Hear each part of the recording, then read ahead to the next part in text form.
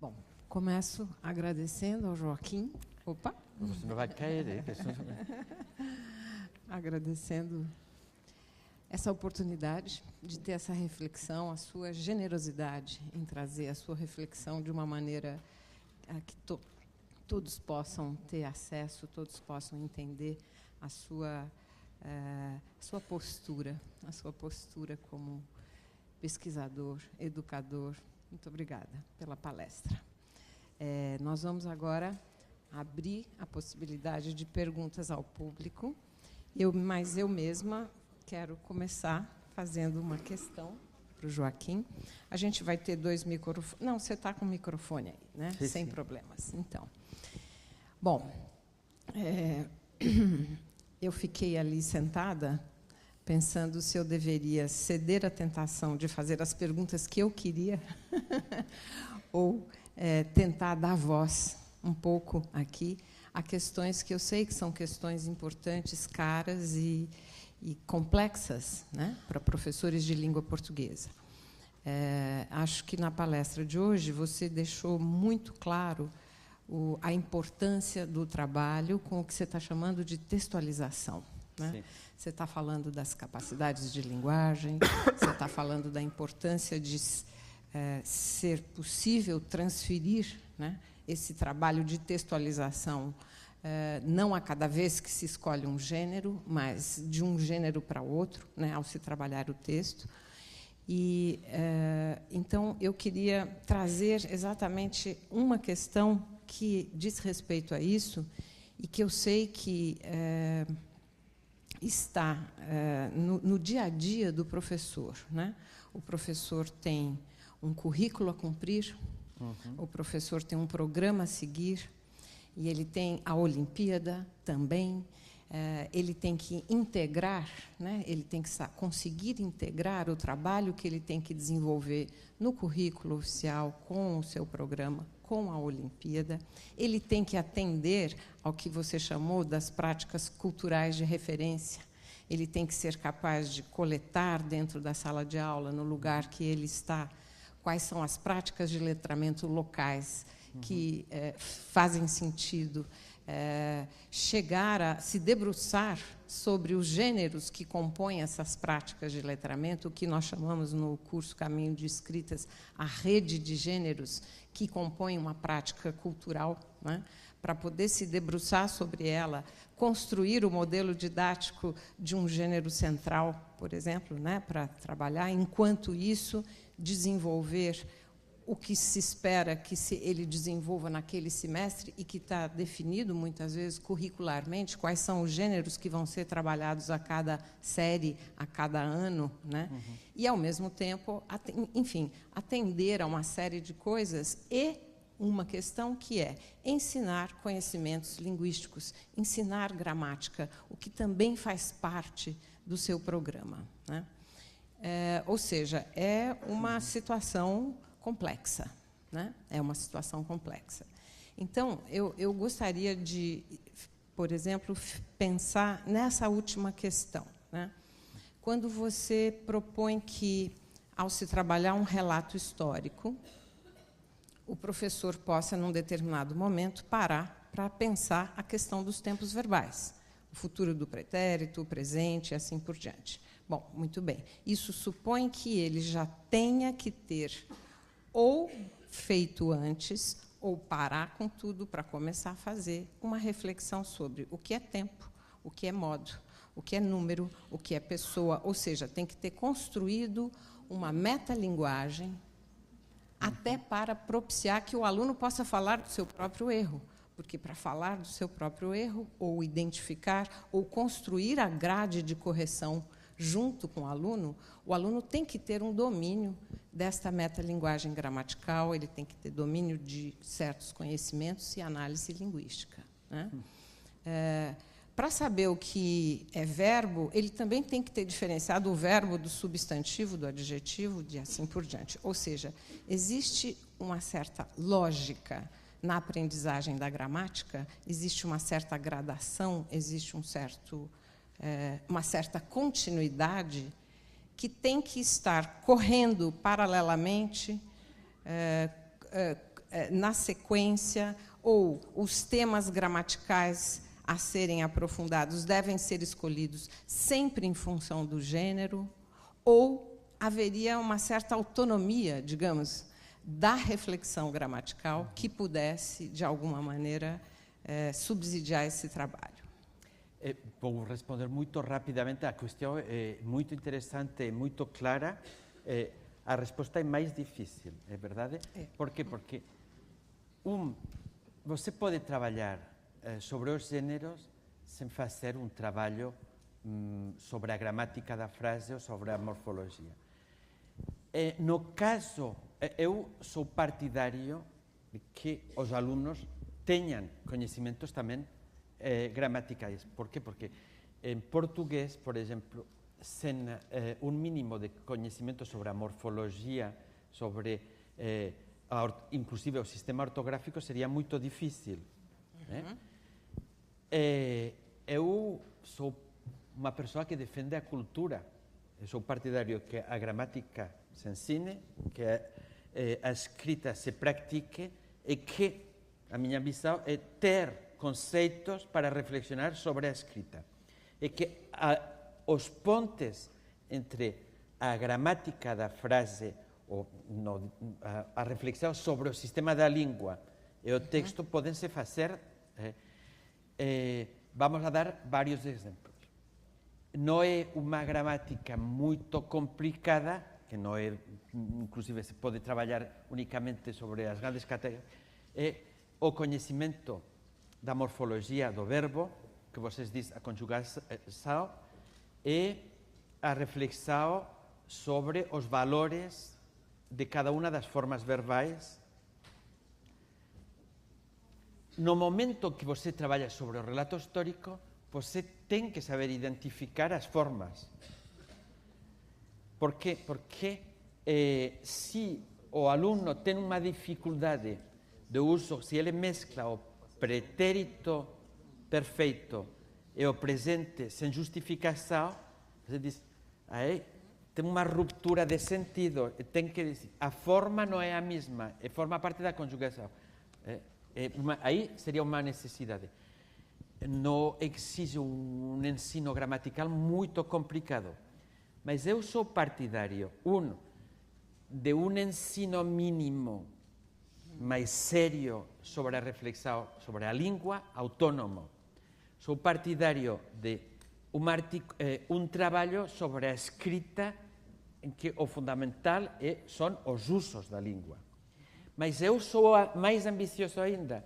Eu quero um controle consciente, se pode dizer assim, do comportamento da escrita. E o controle consciente do comportamento da escrita exige uma terminologia, uma maneira de falar da escrita.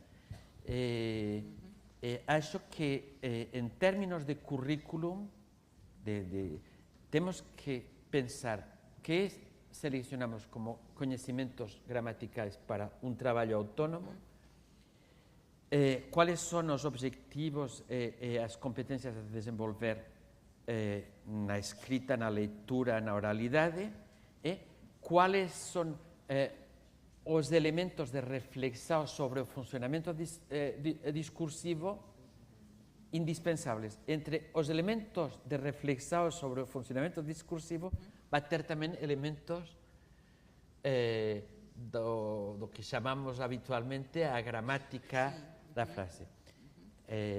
Temos que tratar pontes. Eu não quisera dar a impressão que se me perguntam a minha opinião, tem que se fazer um mínimo de ensino gramatical nas escolas? Eu digo sim. Sobre o léxico também. Tem que se fazer sempre integrado no texto. Quando se trabalha os gêneros, vamos a ver o que necessitamos para os gêneros. Você pode ter conhecimentos sobre o sistema da língua, que são importantes, sobre a morfologia, que podem ter um serviço para a ortografia, ou que podem servir para outras coisas, não necessariamente para o gênero.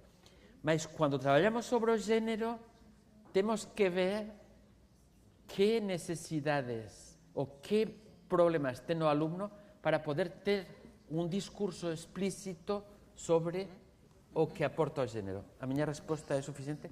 Sí a un ensino autónomo da gramática, sí a un traballo autónomo sobre a textualidade, sí tamén a unha reflexão sobre o funcionamento discursivo. E nessa reflexão sobre o funcionamento discursivo se pode recuperar elementos da metalinguagem, uma metalinguagem para poder falar. O problema é que o ensino da gramática é tradicional e eu estou em contra de um ensino, inclusive a terminologia. No caso do futuro do pretérito, funcionava bem aí, mas você pode dizer presente para o presente narrativo que não é necessariamente presente, entende? E que é muito difícil uma reforma do ensino da gramática e que o ensino da gramática tradicional não dá sempre a satisfação que tinha que dar. É que é complicado o assunto. Não sei se era... Sim, era nesse sentido e imagino que essa seja a preocupação de muitos dos professores, e saber como lidar com isso e saber que escolhas fazer, então, né? Eu gosto muito do currículo, do currículo, das bases do currículo do Brasil. Ele está muito orientado...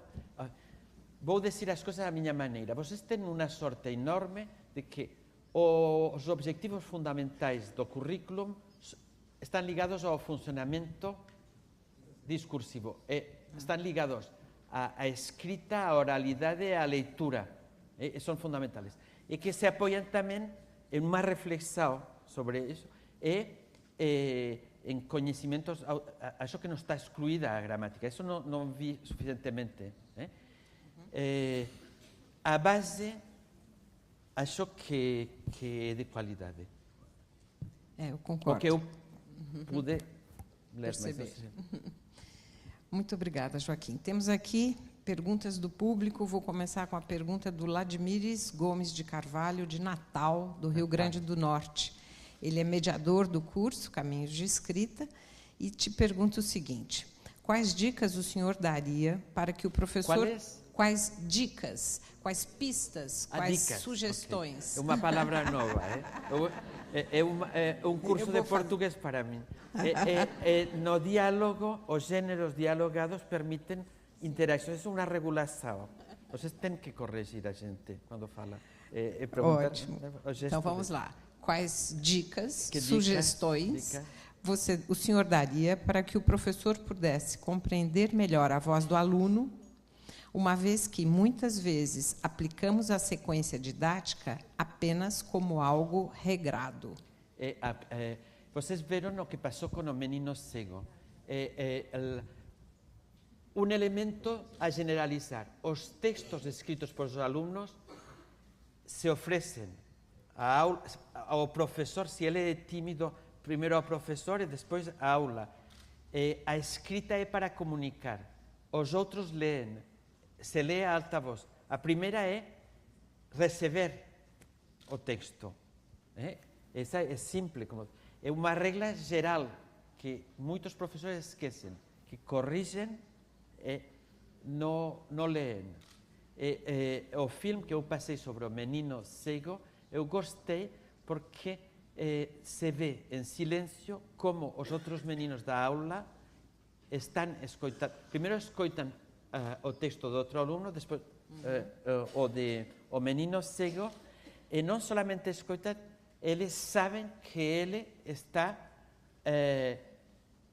em uma situação, problema, muito mais difícil que a situação dos outros, porque ele não viu nunca os colores.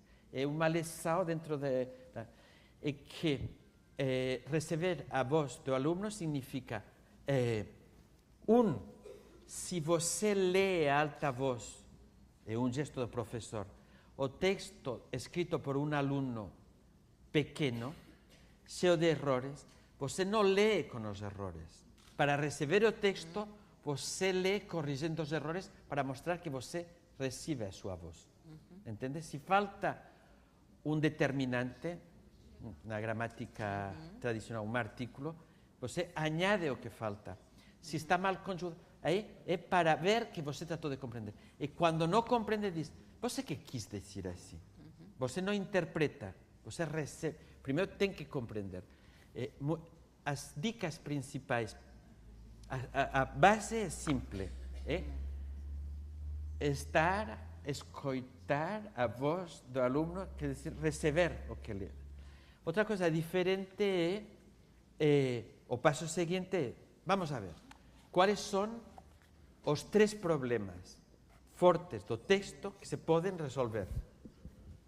E nós construímos juntos uma grade para ver. Vocês entre dois vão a ler o texto do companheiro. Primeiro, a grade pode ser elaborada entre os alunos. Depois podem ter uma confrontação de textos. E outro aluno que dá conselhos ao aluno para melhorar o texto. As fórmulas são múltiples. Do ponto de vista técnico, temos muitos materiais para ter memórias externas que ajudem na escrita e para a avaliação com critérios, mas temos que ter cuidado temos que cuidar muito as ditas com ferramenta, porque se convertem muitas vezes em uma aplicação. Tem que ter 3 argumentos e diz 2 vezes o mesmo e não pensa no conteúdo. Uma carta argumentativa. Eu vou exigir que mínimo tenha 3 argumentos com os pequeninos. Ele diz, primeiramente, diz isto. Em segundo lugar, diz o mesmo. Em terceiro lugar, o mesmo. Ele tem 3, com 3 organizadores, mas diz 3 vezes a mesma coisa. E o professor pode dizer, tem 3, porque não leu o que diz o menino. Ele diz 3 vezes a mesma coisa. Isso é enganar o menino. Valorizar, avaliar e valorizar, mas não enganar. Enganar não. Não são, avaliação para bobos, não. Eles sabem que se não funciona, eles sabem. Nunca desprezar. Eu me lembro, quando era menino, que tinha um professor que, quando a cópia não era boa, atirava no chão. Isso não. Isso não é receber. Mas isso, acho que na sala não tem ninguém que... Pode que tenha, mas acho que não. O problema é ter tempo para ler. O problema dos professores brasileiros é que muitas vezes não têm tempo para ler. Vamos lá, uma pergunta que chegou pela internet da Jásia Suedes, da Universidade Federal do Rio Grande do Norte. Ela diz o seguinte: ultimamente eu estou muito encantada com os estudos e projetos de letramento. Gostaria de saber se que você falasse um pouco mais sobre os 3 tipos de projetos apontados. O projeto Freinet, do tipo Freinet, ele seria do mesmo tipo de projetos de letramento? Provavelmente aqui ela está se referindo a esses projetos que levam em conta as práticas locais. 3 ou 4 exemplos de projetos Freinet. A rádio escolar.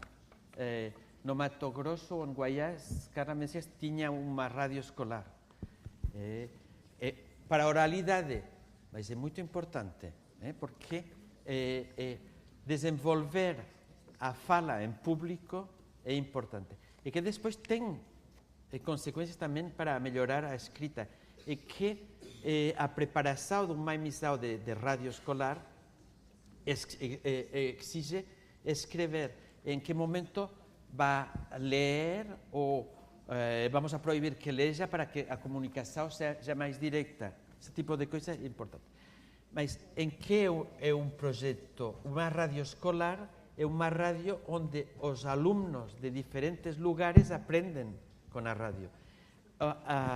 As características particulares dos projetos de trabalho de letramento tipo Freinet é que o texto oral ou escrito é ao serviço de outros aprendizagens. Você tem centenares. Quando você escreve, esta aula com 400 alunos, cada um escolhe um animal e vamos a fazer uma enciclopédia sobre os animais. E depois vamos a classificar os animais, vai ter os mamíferos, os as aves, e cada um vai ser o autor de uma página de um livro didático que vocês fabricam. É um projeto Freinet. Quando você trabalha a exposição, diz, vamos a organizar na aula, cada um vai fazer uma conferência sobre o país de origem dos seus avós. Se é no Rio Grande do Sul, Alemanha, Itália, Polônia. Vamos a invitar os avós para a conferência. Uma aula aberta é um projeto para aprender que se abre. O projeto da escrita de, não sei, sobre os cada um escreve uma ficha sobre os volcães. Todos os textos que são para aprender são projetos de tipo Freinet. O jornal da escola também. Não sei se respondi. Sim, ela queria entender um pouco mais. E acho que sim. A ideia é de que são projetos que são feitos para outros lerem e aprenderem, inclusive. Para aprender. Né? A finalidade são projetos ao serviço da comunidade da escola interna, para aprender. São importantes porque a língua portuguesa é um objeto de aprendizagem, mas é a ferramenta dos outros aprendizagens. E, ao mesmo tempo, trabalham a língua portuguesa, mas trabalham o uso da língua para aprender. É a particularidade. Uma pergunta que diz o seguinte, eu achei uma pergunta, num primeiro momento, estranha, e depois acho que pode ser bem interessante. Considerando o terceiro desafio de aperfeiçoar o trabalho linguístico sobre a textualidade, que lições aprendidas no ensino de língua estrangeira, por exemplo, podem contribuir para o ensino da língua portuguesa na perspectiva do gênero? Vou começar por as variações da língua portuguesa. Vocês vão me tirar tomates? Sim, porque eu vou ser crítico com os brasileiros agora. O português do Brasil tem muitas variações, muitas. Mas o estándar para a escrita é importante. Eu acho que não se trabalha suficientemente as variações do português, da língua portuguesa no Brasil. E que o tema da cultura local à sala de aula se presta a um jogo sobre as variações. Eu não penso, e me opongo à ideia, que o português do Portugal é uma língua diferente à língua portuguesa do Brasil. É uma opinião de linguista que se discute. Mas, politicamente, seria uma perda que a língua, o brasileiro, fosse uma língua nacional e não uma língua internacional, ainda que os outros sejam mais pequenos que vocês. É uma opinião. Mas, na aprendizagem, escutar textos de diferentes variedades é uma riqueza, porque se o aluno não se descentra, não entra. Ler é entrar no pensamento do outro que escreve o texto, mas escutar também é entrar na forma de falar e de escrever do outro. É que as resistências, o texto resistente, inclusive foneticamente, se você tem a fala de Joaquim Dols, que é um estrangeiro, eles podem rir, mas podem ver o esforço para compreender, pode ser interessante. Trabalhar sobre línguas da mesma família, intercompreensão, ainda que a simpatia de vocês por os argentinos não seja muito grande, é interessante porque são línguas que são próximas e diferentes, e a alteridade permite muitas aprendizagens. O ensino integrado de línguas, eu vou mais longe, porque uma coisa é se vocês são monolíngues, coisa falsa, porque tem gente que diz o Brasil é um país monolíngue. A primeira pessoa o primeiro motorista era de origem alemã, e o seu pai, que nasceu no Rio Grande do Sul em 1907, nunca aprendeu o português. Mas eu encontrei ameríndios falando o tupi-guarani, e tenho discursões com brasileiros que dizem que ninguém fala as línguas ameríndias. Não é verdade. Eu não vou, a língua mais importante é a língua portuguesa, mas a língua portuguesa do Brasil tem muitas variedades, existem outras línguas, e do ponto de vista educativo, o que é importante é o respeito às outras línguas e às minorias, organizar a progressão no mesmo gênero. Tomem a história em quadrinhos. Eu não tomaria a mesma história em quadrinhos para 16 anos que para 6 anos, mas trabalharia a história em quadrinhos, provavelmente. Entende? Mais uma? Temos tempinho ainda.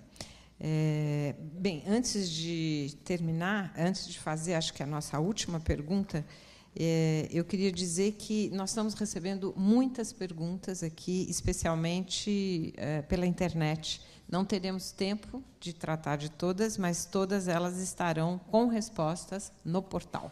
Ok? Eu tomo o compromisso de responder a todas, porque sim, olha só. Será a minha pequena contribuição à comunidade.